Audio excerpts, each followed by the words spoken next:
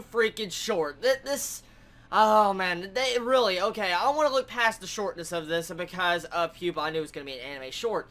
Now, this episode completely felt like it wasn't even attached to the last episode. I mean, there was no actual explanation of why Yumi and her brother were in the freaking bathroom, and Yumi was eating her brother in human form. There was no explanation to that at all. I mean, last episode we had freaking Yumi just eating her brother in monster mode in the middle of the forest, and we saw the girl just smiling, that girl detective, we still don't know her freaking name or any backstory, pretty much just, you know, standing there. So pretty much, this episode felt like just like, okay, it's like, for instance, one episode we see a character getting killed, and then the next episode we see this character completely fine, next episode completely where else, probably at his home, in just great condition, or I guess his intestines probably been eaten out by his own sister. Pretty much what I'm saying though is that this episode felt very forced, rushed, and even though I know this was going to have fast pacing with an anime short, I was going to live with that since the first and second episode. This still was a case of way too quick. This wasn't even way too quick. This was not even understandable to someone that hasn't probably read the manga. I mean, okay, for first things first, let me explain why.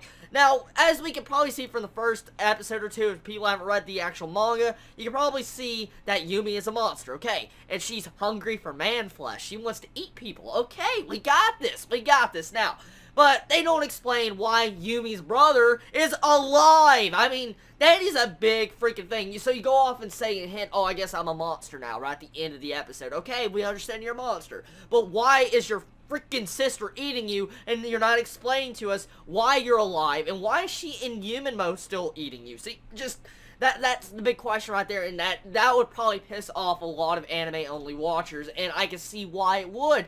If I did not know that the main character had a regenerative ability to where he could regenerate, I would be extremely pissed off of this series, and I'd definitely probably drop this series on this episode. That's just how bad the storytelling and plot of this episode was. I mean, it was not bad. I mean, this was, like, completely unwatchable. This was not even, like, a watchable episode because of whatever it is. I mean, you can be a straight-out fan of Pupa. Anyone can be a straight-out fan of Pupa, and it was a good manga read.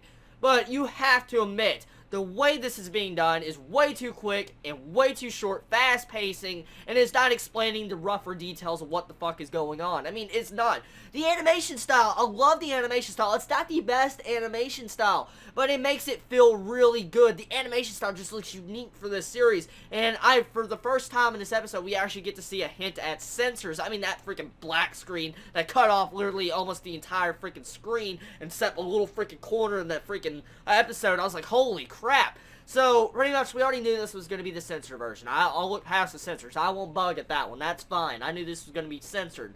But that just, it really gets me agitated with the pacing in this series and the way they're completely making it unwatchable for anime-only watchers, because you can't make a lick of sense from these last 3 episodes. I mean, one episode we see a sister getting freaking turned into a monster by a dog going inside out with freaking organs. Second episode, we have a freaking sister that's just doing nom nom nom on her brother. And then we got the third episode, the brother's just getting freaking eaten in the bathroom and freaking as human mode. You're like, what the hell's going on here?